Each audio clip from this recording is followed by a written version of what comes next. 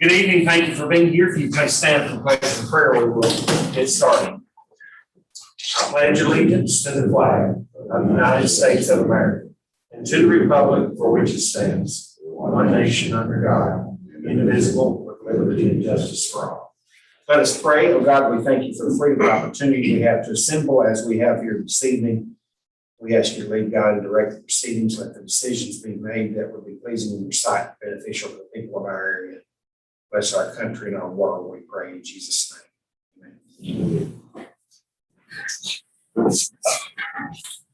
secretary is not here this evening. Hopefully we'll have a set of minutes. Make sure you turn your mics on. Mr. Chairman, I move that the April 6th meeting minutes be carried forward until our June 1st meeting. That's appropriate. We'll hear those minutes at the next meeting. Is there a second to the motion? Second. All in favor say aye. Aye. Opposed, motion carries. We have a quorum present, 7 members are here, so we are good to go with the agenda this evening. I will mention that the items on our agenda are not numbered, but the second one regarding 317 South Main Street will need to be heard by the Board of Adjustment. That's all of us, but for those of you who haven't been here very long, the Board of Adjustment doesn't have to meet very often, but we do have to conclude our Planning Commission meeting and then convene as a Board of Adjustment for that. So it's just a formality, but just so everybody's aware, we will hear that before we leave this evening. And Mr. Chairman, I'm going to add one more item to our agenda. Okay. You got it in front of you, so we should carry that at the end of the meeting, so for proposal. Okay, very good.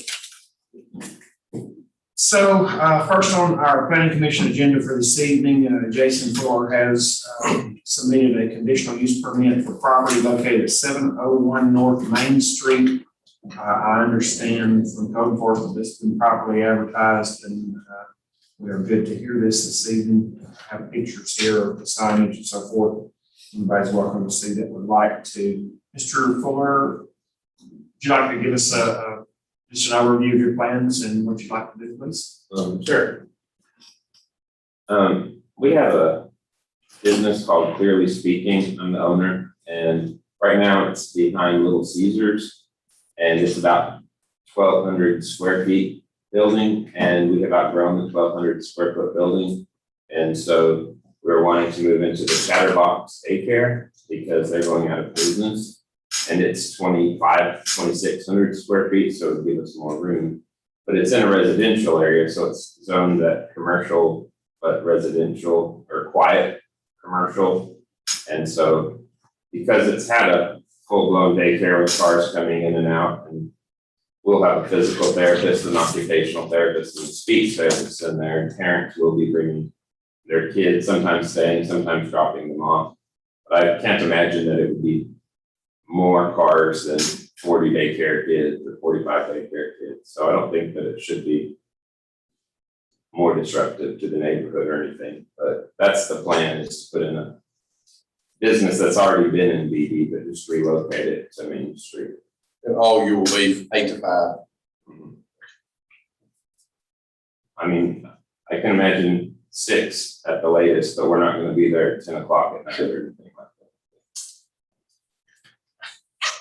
Other questions from commissioners? Are they compliant on their park service part and all those issues, James? You've made a commitment to do that within a 12-month period, right? Right. Okay. How much parking space are you going to need? Have you anticipated that? That's a great question. I think that we would have 5 staff there, and so that would be 5 cars, and then parents bring kids, but not all of them stay. So in my head, if we had 10 or 12 spots, that would be reasonable for our. We use a couple of different formulas based on type of business and the square footage of the building. Has that been looked at for it meeting the minimum parking spaces available based on our requirements? I believe it does. Okay. And it has passed the Arkansas Department of Health for the daycare, I assume, with handicap facilities and baths and all that, when the Chatterbox was there. Okay. What is the commitment on the parking? What What is the issue that's having to be addressed and changed? He's making a commitment to get some hard surface to improve. the So it's parking. gravel now? It's It's some kind of combination. There's like a sidewalk that goes along there, but then it just seems like it's some sort of gravel. Doesn't it look mostly gravel there? I think it was also around, I'm not sure. yeah. Right. What about the actual improvement in parking? I mean, are you gonna be able to provide the impermeable surface parking within those 12 months? I don't know if that first word was that you said. That solid surface parking like asphalt, Yeah, concrete, okay, that's your plan within 12 months, that's right? the plan, yeah. So you're increasing parking and gonna make it parking lot. Right, and Say hard surface parking. Right. Okay. I haven't come up with, I'm gonna have like a professional do that because there's like giant, like pot that's sitting there and big trees and it just doesn't look very organized, but that's not my skill set. So I'd bring someone in to help me with that. I don't know what to do. I'll make a motion to approve conditions. Oh, I'm sorry. Just one second, I just want to make sure, is anybody else wish to be heard on this matter? The only, I have just one other question. I'm trying to write it as I go. It is properly zoned? Yeah. Okay. That's my last question. Anyone in the audience wish to speak on this one way or another? Well, let's get people opportunities. Okay, very good. I'll make a motion to approve the conditional use permit for Mr. Fuller at 701 North Main Street. I'll second.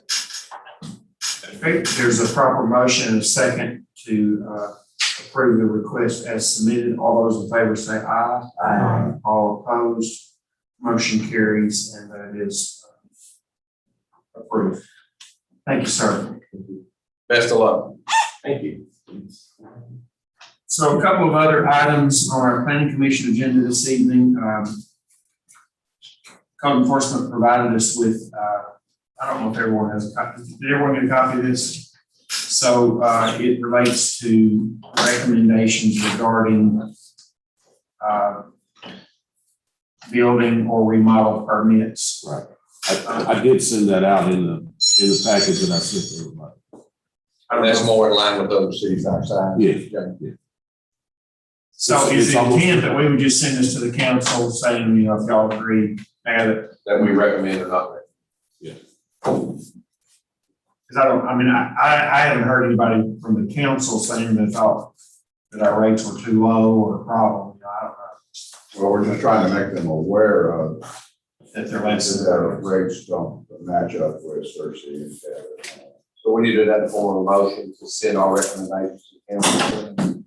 I think that's appropriate, if, you know, if folks have a strong feeling one way or another, and how you work, that's totally up to you. I mean, I think at the end of the day, it's probably the council's decision about whether they do it or not.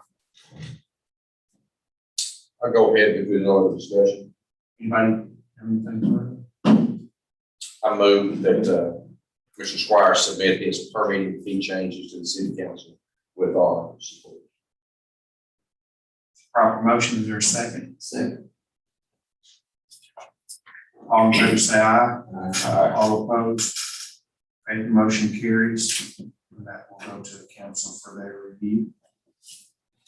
Mr. Westergren, I think you had an additional item for us to discuss. Yeah, I hope you've had an opportunity to read through it. It's just a proposed ordinance to recommend to the city council about the title of business operations with durable goods on outdoor display.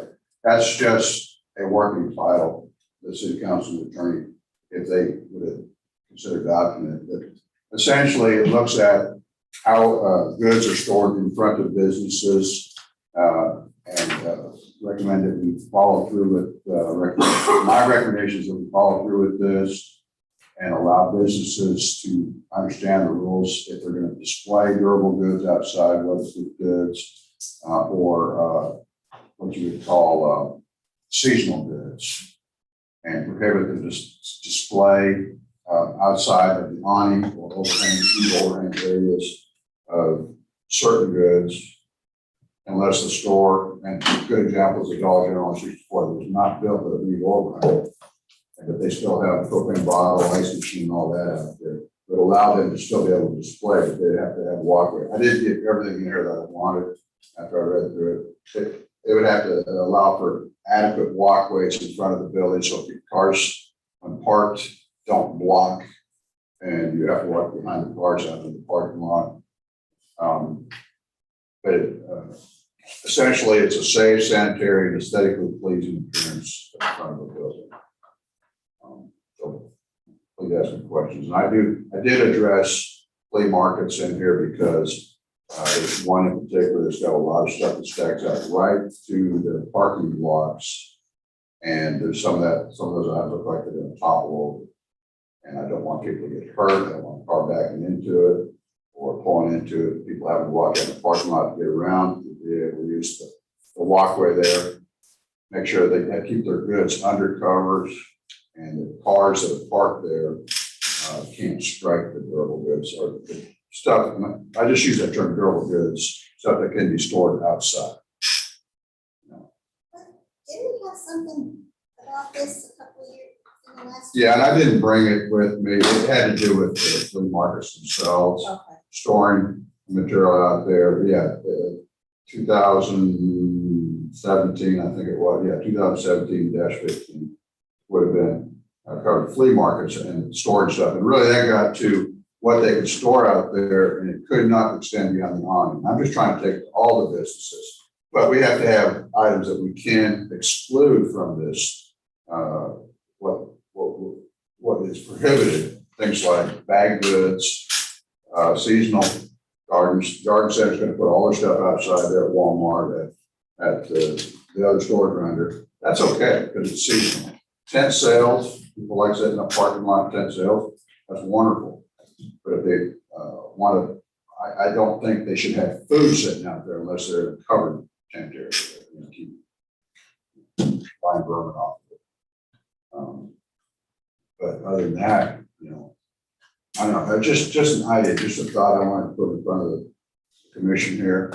So think about that. All we can do is recommend to the city council, but there are some businesses that operate, and I've got pictures, that operate with appliances, with machinery, with components to machinery, with pre-manufactured goods that they store in front of their building, where people can walk into it, or it could entrap, it could tumble because it's stacked too high. It creates a danger. Not all these businesses have customers coming up to them, but some of them are intended to have customers come up to them. I don't want anybody to get hurt out there. I don't want to attract any kind of vermin, and I definitely don't want kids getting trapped inside of something, or plus aesthetics.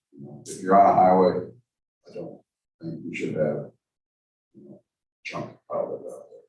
Just because you're trying to sell it doesn't mean that's the appropriate place. If you got to store stuff like that, put it behind a screen fence or some other kind of barrier to keep the kids from getting into it, keep people from getting into it. But there are some stuff that has to be stored outside, in front, out of lot, of course. Our Beebe line of power, their lawnmowers. The rentals out here, like you got the U-Haul down Frank's Tires, and there's no after the Marple. I don't know if it's Marple or real close to them, there's another U-Haul out there. Rental equipment, stuff like that. But out front, because it's intended to be outside. Yeah, exactly. But if it's not something that was intended to be stored outside, used outside, don't store it outside. Don't try to sell it from outside. Clarification question, the comments regarding food, this would be like, for example, if someone is selling food for a business, my question would be if, sometimes they do races in town for, I went to like a 5K for a girl with cancer, for example. People set up tables out on the street, serve people water or snacks, whatever they're going to buy. Would that defy this? I thought about that. It came to mind, there was this young lady who was selling honey down there by the old college inn. And I don't see those transient style, pop-ups like that being a big issue. It's setting a lot of food out there. And the example I used down at our commissary down at the air base, they will put up a big giant tent and they'll sell bulk bulk goods out there out of that tent. They can store it out there for a week and sell it for a week. You know, I haven't seen anybody do that around here, but it can't happen. But, you know, setting up, you know, down here at our big flea market or something like that, that's not a problem. It's the, you know, setting case lots and pallets of food out there and not having some kind of a covering on it. My main thing is I think we just want to make sure it's worded so if the city had a festival downtown that, you know, some people might have. Yeah, and I didn't really think that through probably. I didn't- Well, but you say business here, I just want to make clear. But it Yeah. could, in theory, it could be a business that rents a booth down there. Well, we probably could put something in there about, this excludes food vendors. Festival. Yeah. Well, food vendors, you know, that are selling prepared food, okay? We have the Midman, and Chick-fil-A truck, and the Asian guy. Maybe it's food vendors are, you know, temporary Yeah. festivals, events, whatever. I mean, we could send it up to the city council, and see what they and their attorney thought about it. I think it's a good idea. Yeah, because even like your church, I mean, you guys might would have an event outside and they probably do, and most churches do, but that, I think that's different from what he's. Yeah, it is. I really didn't want, what I was thinking about was the canned food sales. Yeah. You know, where they put all the non-perishables outside for. Sure. And y'all do the sidewalk sale, close out item, season. And I did put up, you know, for the bottom, temporary display items, businesses may on occasion bring items out for temporary parking lot sales without violating this ordinance. Any food items that are sold in such a manner must be held under a covered tent or awning. That's, you know. Well, to me, and especially speaking from a, you know, business owner standpoint, you know, when we do our temporary, you know, we'll drag a few clothing racks out from time to time, you know, 3-4 times a year and sell them. At the end of the day, we take them back in. Some of the, even the flea markets that you talk of, that stuff never goes back in. If they don't sell, it stays on the porch, you know, like you said, it's a total hazard. It, you know, the items don't ever go back in unless they happen to sell. You know, so it's a little different if you're going to do a seasonal, drag a few things out, drag it back in at the end of the day than it is to just have parking lot and porches covered with items. So heck of those items aren't very, you know, very valuable, or somebody, you know, for the 5-figure discount. Right. But I have seen the same thing that you're talking of with, you know, washers and dryers displayed outside. And I mean, it's, And other equipment, yeah, especially equipment components and whatnot that set in front of the storefront. I mean, and some of them, yeah, they're probably intended to be left outside, but they're broken down. You know, they're not a resellable piece of equipment. They just don't have any place else to store it, so they leave it out in front of their business. and that'll just keep getting worse and worse and worse. Yeah. Yeah, if we can't have our front yard full of cars that are not registered or drivable, then there's no reason they should have just. So we need to make a motion to send our recommendation to the city council. Yeah, it'd have to be in the form of a motion to recommend this to support to city council. So I'll go ahead and make that motion to send Mr. Westergreen's motion for consideration to city council for their attorney to draft a motion and send it back to us if we tweak it or add to it. I'll second that. Motion second, all those in favor say aye. Uh, All opposed? Motion carries. Are there other topics the planning commission would address this evening before we move to the board of adjustment? Do we need to close or motion to We need to adjourn? adjourn the planning commission meeting and then we'll convene the. Motion to adjourn our planning zone meeting, maybe. Proper motion, there's a second, all in favor say aye. All opposed, motion carries, and we now will convene as the Board of Adjustment. We're here tonight to hear an appeal from Mr. Roger Wiley, I don't know if I'm saying that correct, regarding matters that I'll let him describe to the commission. It's my understanding that there may be some difference of opinion or disagreement with code enforcement, and so the Board of Adjustment is the proper venue for us to hear any appeal and to decide, you know, whether we think there have been major errors made by the code enforcement, and we will make a determination one way or another, and then. Are we a governing body or we recommending body? It's crucial that everybody understand, and I'm not an attorney, but my understanding is that the Board of Adjustment differs from the Planning Commission in that the Board of Adjustment, if we make a decision here, it's appealable only via court action. So the city council has, as I understand it, has no jurisdiction over this matter. If you- One way or the other. If you turn to chapter 14.12 in your code book, it's board of zoning adjustments. We haven't done one in a while, so let me go through it real quick so everybody understands. I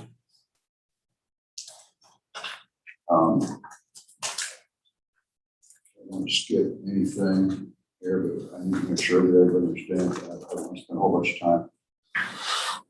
We can hold it at such time and place as the board may designate. The board shall keep minutes of the time, name, citation, pertinent facts, names of person appearing in the interest of the case. We have to record our votes by name and the authority for decision. We have to cite the ordinances or statute and the conditions that are being imposed. Quorum is 4 members. It should have been adjusted, but it was never adjusted. So it still shows as 4 members of the quorum, but we need the quorum requirements. Powers of zoning adjustment shall have all powers being prescribed by law and by these regulations, which are more particularly described as follows. The board shall hear and decide appeals where it is alleged there is an error in any order, requirement, decision, or determination by the enforcement officer in the enforcement of these regulations. The board may affirm or reverse in whole or in part said decision of the enforcement officer. And then it goes into variances. The board may authorize upon appeal in specific cases such variances from the terms of these regulations as will not be contrary to the public interest where owing to special conditions, a literal enforcement of the provisions of these regulations would result in unnecessary hardship.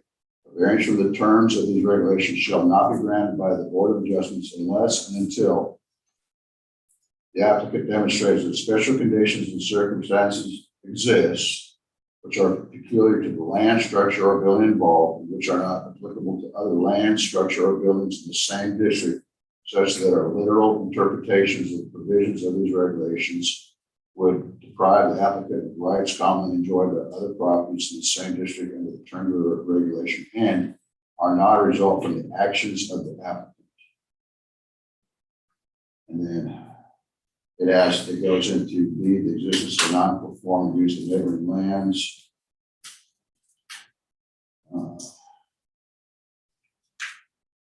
The city board shall make finding that the reasons set forth in the application justify the granting of the variance. Goes on to say that the board shall further make a finding that the granted variances will be in harmony with the general purpose and intent of these regulations and will not be injurious to the neighborhood or otherwise detrimental to the public welfare. In granting any variance, the board may prescribe appropriate conditions and safeguards in conformity with these regulations. Under no circumstance shall the board grant a variance to allow a land use not permissible under the terms of these regulations in the district involved, or any land use expressly or by implication prohibited by the terms of these regulations in said district. And then I'm going to skip through some of it until we get down to item 4F. Any decisions of the Board of Zoning Adjustment shall be final, subject only to review by the court of competent jurisdiction. There's some other stuff in here that talks about public hearing appeals and all that, but that's kind of the gist of it. Thank you, Is Mike. there anything, Mr. Wiley, is there anything else I need to cover in there? I'm not even familiar with that, to be honest with you. The other thing that I think is maybe important for reference for the commissioners, since we don't meet as a board of adjustment very often, the variance matter comes up very rarely. I know Mike was saying maybe 1 or 2, and I may have seen 2, maybe 3, I don't know.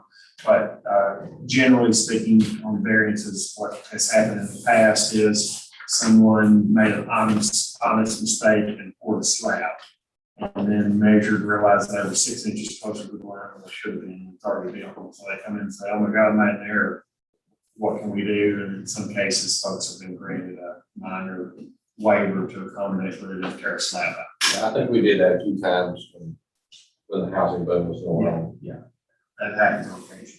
So having said that, I think the fairest way to do this is, Mr. Wiley, will let you express any comments, thoughts, I was fixing to say, situation to us. I've got everything in a letter I sent to Mr. Shield, if y'all want a copy of it, I can give everybody a copy. That's fine. And if you want to just talk us through whatever you'd like to, we want you to feel free to express yourself, and then we'll let, code enforcement, make their comments, and then commissioners, if y'all have specific You questions. need a for copy either. since you, I sent it. I can look it up on my email. It's fine. Thank you, sir.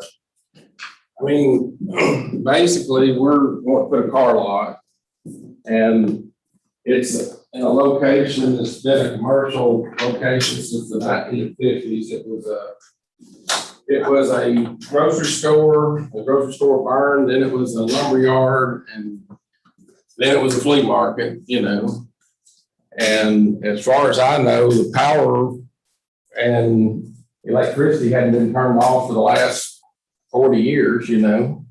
But anyway, I made an offer on the property thinking I could go in there and put a car lot. It's on C2, which is correct zone. And we got Milton to look it over. He said everything's good to go. All we need was hard surface park. Milton exits, James comes in, and now I've got a laundry list of stuff that he wants us to do. So I mean, most of it to me pertains to new construction, but that's my opinion, you know, from reading the ordinances. But basically, we were told that we could not buy a business license, you know. And of course, I made an offer on the property to for the low man and woman based on what Milton told us. And basically, if y'all won't let us do what we need to do, then we'll have to renege on our deal with them. I'm not big on reneging, but I don't know what else to do. I'll have to go outside the city and build a building. And, you know, we've been outside the city limits for the last 13 years, and y'all survived without us for 13 years. I'm sure we can survive without y'all for a while, you know. That's basically it in a nutshell, you know. Question asked. Yeah, that's it. Do you have anything from Milton in writing on? No, sir. I mean, we could have brought him as a witness, I guess. You know what I mean? I'm just saying, if you look through each reason that we were given, to me, I gave a good argument as to why we don't need to do that, but that's totally up to y'all. It's an existing structure. It's not a new structure. It was built by the Amish in the 80s, you know. So I'm reading through this as you've talked and going from memory as well. But basically the main issues that I recall are electrical, bathrooms, parking, and Well, the electrical, he came in and inspected it, you know.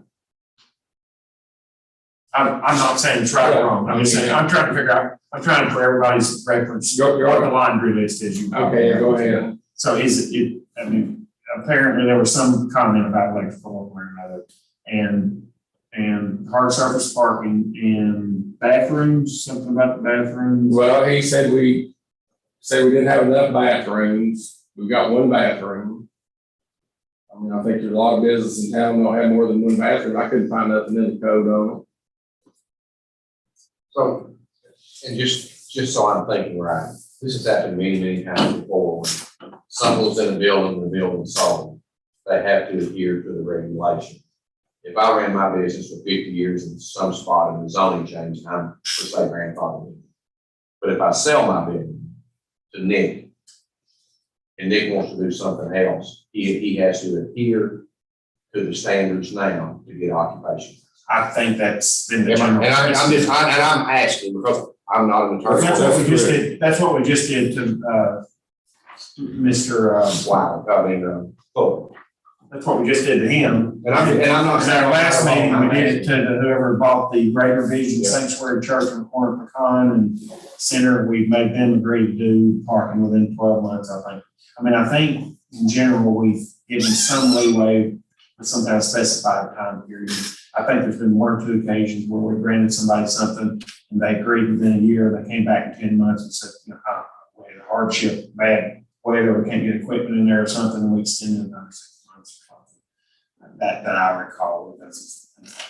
Anything else you want us to know at this point? Well, I mean, one of the things was he said we had to put up a privacy fence because there was residential property, all the property around us is either multifamily, like R2, or it's commercial.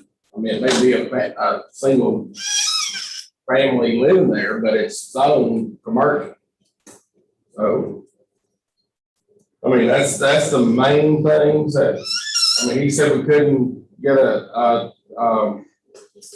he said because of the pole barn, we couldn't have a business there. I mean, it's been there for 40 years, but, I mean, and I'm not here to bash him by any means. He's doing his job, but also we would not have made an offer on the property had we known that we couldn't do what we need to do. So does the Park Service parking and a public bathroom, and does that kill your deal? I mean, I've got a public bathroom. He said it wasn't good enough. Okay, so what about the Park Service parking?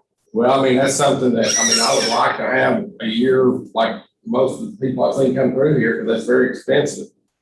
I mean, one of our things, eventually we would like to have a privacy fence, but to put one up, you're gonna take trees down. It's not gonna be a 5-minute deal, We would like to improve the looks of it. And that's one other thing I want to bring up from the ordinance I read.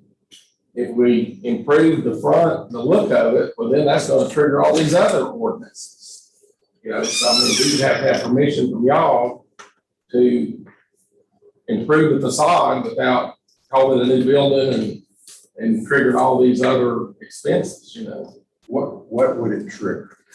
Well, if you read in the ordinance, it says that if you change the facade of the building, which is the front, then that, basically. You're talking about the ratio of windows and All kinds of. all that. Okay. Yeah. All right. So bring it up to a commercial facade. That's what I'm saying. We'd like to improve the look of it, but if it's gonna cost us to do all this other stuff, then you're kind of in a catch-22. The young lady that got up from Dr. Short's one, we did her, she goes kind of expensive Park Service I park. made them do it. And I'm absolutely pro business, anybody know conditions in that. I love people prosper. What is the electrical? We didn't touch on that. Well, Is it not on code or? he didn't think it was, but he came in and inspected. No. Okay, No, just so we keep this, Yeah. I want to give you, is there anything that you want to tell us? And I'd like James to tell us from his side, and then we'll ask questions. I don't want to create stress on you. That's fine. You told us everything you want to. Pretty much it's in the letter. If we have questions, we'll ask them. Okay. James, you want to kind of give us your take on what we're looking at here overall? Okay, as far as electrical is concerned, I did have Keith Burns, the man that's doing our electrical inspection. I had him look at the building. He felt like everything was okay on the electrical. That's not a problem. The problems I had with it were it does not conform to the current commercial building design standards. And there's one specific thing in here. It cannot be a pole barn type building. It is an open barn building. That's what it is. And you're acting per the code, you're acting per the zoning regulations. Yes. Correct, right? Yeah. I'm just asking. Yes. And it will need fencing on every residential property that it abuts. Yes. And it will need hard surface parking. What is that, you said it cannot be a pole barn building. What exactly? Page 43 and page 43 of the code book. What section is that? Is that business? Yes, 1703. There's 2. All right, the front entrance of the building shall be covered and well articulated and shall not consist solely of a door opening on a flat vertical plane, which it does at this time. In general, the building shall not represent a simple box-like structure or resemble a temporary or portable building, The building must have encased steel rebar and a standard concrete footing, which it may or may not. I could not determine that. The structure cannot be pole barn type construction. Period.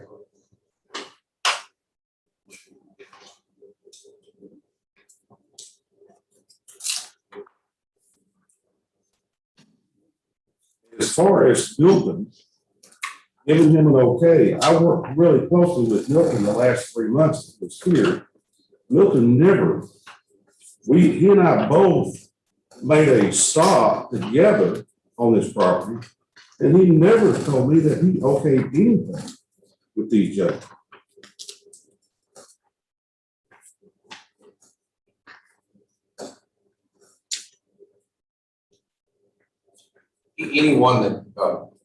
Anyone that asks for a building permit, you make them have a public restroom available. Yes, And it should be ADA. yes. All commercial property should be ADA.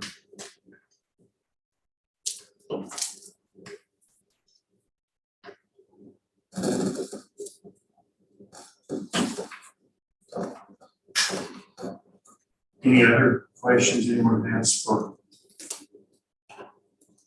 either? I guess what we'll be asked to do tonight is to decide, should coming case to deviate from the requirements as not prepared to make that decision, but good morning. Sir. Well, I mean, if you read in context, I mean, it says that if you build a new building, it's gotta meet those requirements. I mean, that's what's kind of blowing my mind is it's not a new building, that's not a secret. But we make everybody who purchases a building adhere to what standards they are. And I mean, including myself. I mean, if you buy a building, you gotta bring it up to code at that time. Yes. Yeah, I bought the pizza up myself and I had to bring it up to code. All the bathrooms, handicap, electrical, yes.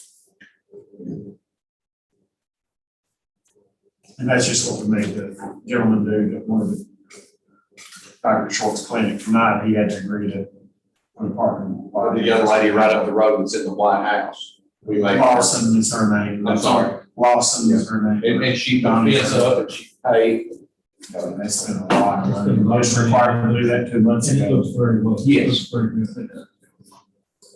If the business that he was proposing to put in was the same business that's already in it, would be grandfathered in, correct? Or is it, No. so it's not the The exchange? fact that there was. Okay, so it's because of change of ownership. I was like, Yeah. At least that's the history that I'm speaking with. I just don't see I don't see an error in what the code enforcement. I think they adhere to the regulations. I don't see an error in what the code enforcement officer done because he acted on the regulations. And, we, on many cases, we made them build fences, hard surface parking. So, and, one of the conditions is, was there an error in code enforcement? I don't see.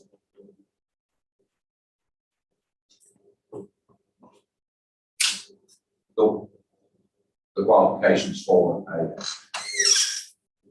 Board of Adjustment error is the error of code enforcement, and I'm not seeing. But that's just me. Other questions or comments from the commissioners?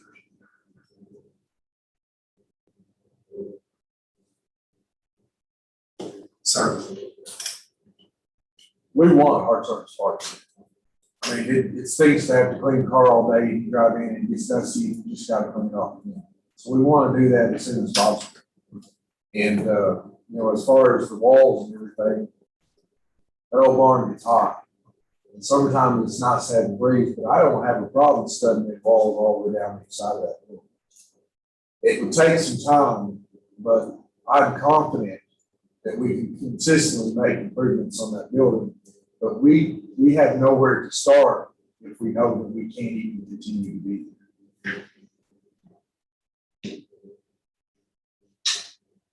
What was your name? I'm sorry.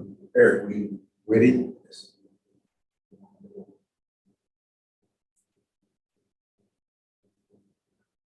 I'm just one of the bunch here. It seems to me that sort of our only solution would be is if, there's a formal agreement to do whatever necessary within a specified time period. That's what we require of everyone else. I mean, there's agreement that the code enforcement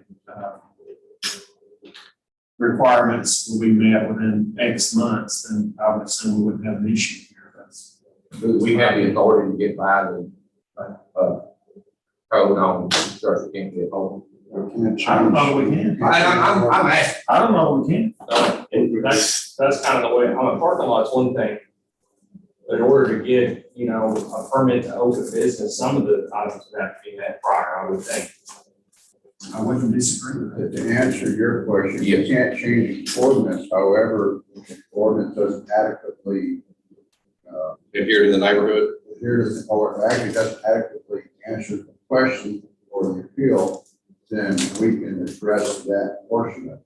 So the bottom line is, does it meet the ordinance, or is the ordinance being infringing on, or is he asking us to bend or break the ordinance? That's kind of what we have to look at.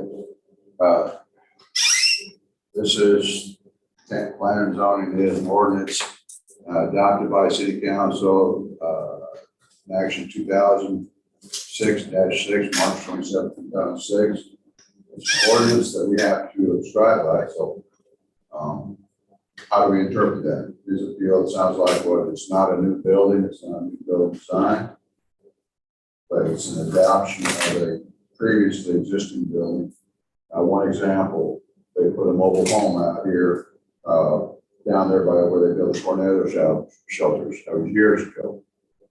They wanted to use it for an office. We required them to put a facade on the front of that mobile home and adequately anchor that. That was probably, 10 years ago? I don't know if you were here, about 10 years ago. Because he just wanted to put a mobile home out there and use it as an office, like a double wide. We said yes, however, and he had to do it. So there's a nice along the stone facade in the front. So would this be considered a non-conforming structure that he has on the property?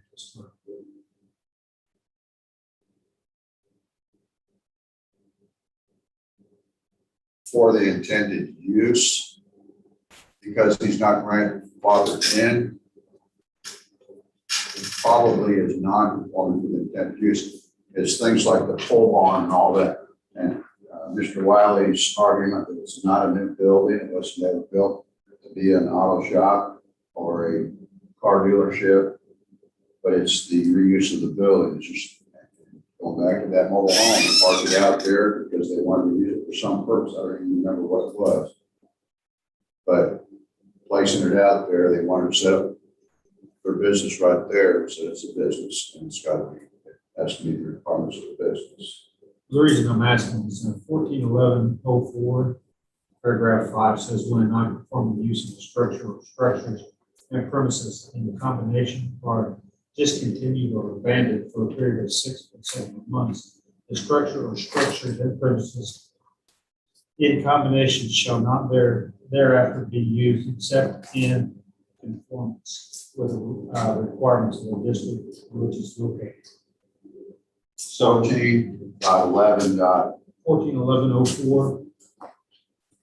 There's a 6 month, you don't use it for 6 months. Okay. There's that grandfather. If That's for a non-conforming structure. Oh, okay. So what you're saying, can they come back and use what they're using for if they let go for 6 months? That's what this says. That's what this says. If you had a flea market there, or in this example, if it used to be an auto shop or an auto dealership and it's been sitting vacant for a year, can they come back and make it without changing it? No. That's what that's saying. After that 6 months, it's non-conforming use.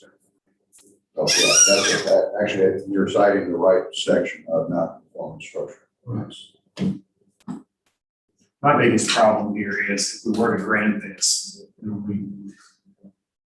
be hard for me to face Miss Lawson and, 50 other people that we've made spend tens of thousands of dollars on their structures. And, they could pay a $200 appeal and come and avoid it, pay their parking lot, build a fence, or all other things we made them do. That's my concern, is the precedent will create. But I'm open to the decision of the commission.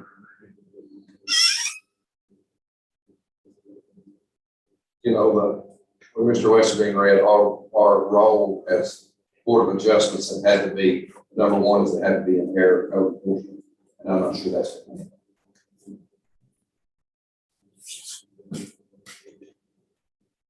Fair point. Any further discussion among the commissioners? Questions you have? Okay, then I'll give you one more shot. Okay, I just want to say, I never said that he was making a mistake. I mean, my biggest thing is, when we talked to Milton, we made an offer on this back in December of 2020. And we talked to Milton probably in November of 2020. I mean, this wasn't something just, we're not trying to say we talked to Milton last week, but The initial stop that we made, Milton and I both were together. Milton he didn't have any prior knowledge of what was going on. can we get Milton up here? Because I mean, this, We're late for that, to be honest. But if we were going to rely on that, we should have had something in writing that, specified, if you buy this property, you don't have to do anything to it. That doesn't exist. And even if it did, frankly, that would be there, even if we had it. wait, I mean, he did tell us we would have to do the hard surface part. He did tell us that. I think one of the issues is there's just so many. There's a layer. If it was just a hard surface parking, we could probably go ahead, like we have in the past, as long as X amount of months it's happened, we could go ahead and do that. We did that tonight. But there's a laundry list here of things that are gonna need to happen even before the hard surface parking happens. And maybe good people can argue that the code's wrong or should be different. But in our case here, all we have to rely on is what the code says now. And, is it some kind of an egregious error? I mean, in my mind, that's our threshold here. Certainly, good people could probably disagree about the pole barn ordinance, for example. Should it be adjusted? Maybe that's a council decision. They have to change the ordinance if they don't like the way it says. We don't have that authority. So. And Mr. Squires does work for the city council at the mayor. So, maybe you get on the agenda to see. I know the mayor's hurt. When I first got this deal, I reached out to the mayor. Okay. The mayor's hurt. I think both sides of the argument. And my understanding was he code enforcement.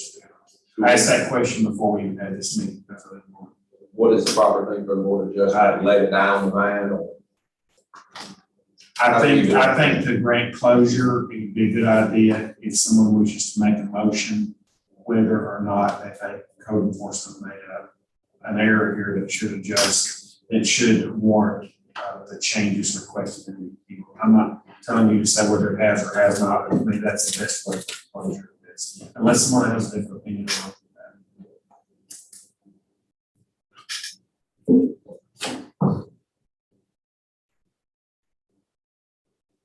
Y'all know I don't vote with Mr. Ty, I will, but I just try to make sure everybody's their share.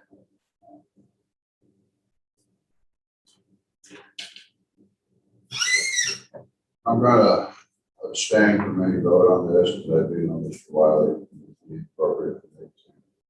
But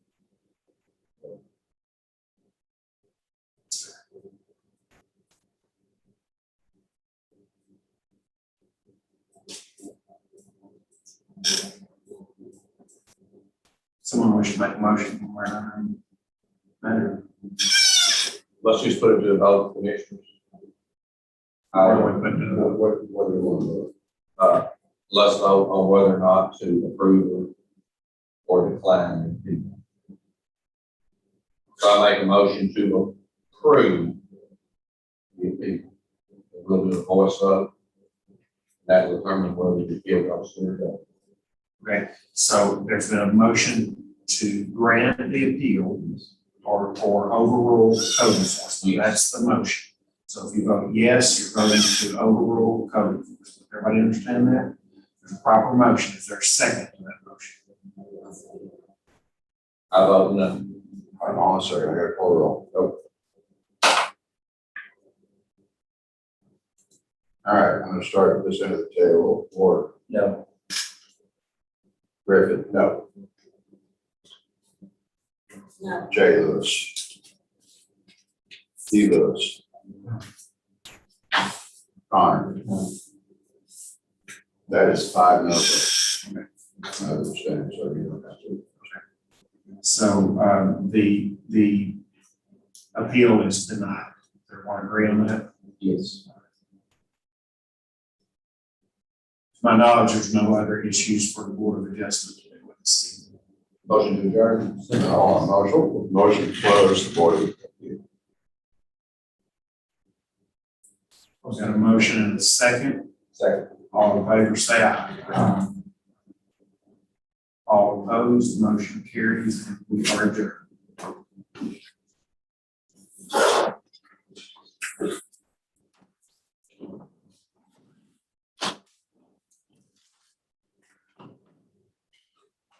That concludes. We're finished for the evening. We want to know. Plan on. We've already closed minutes, so.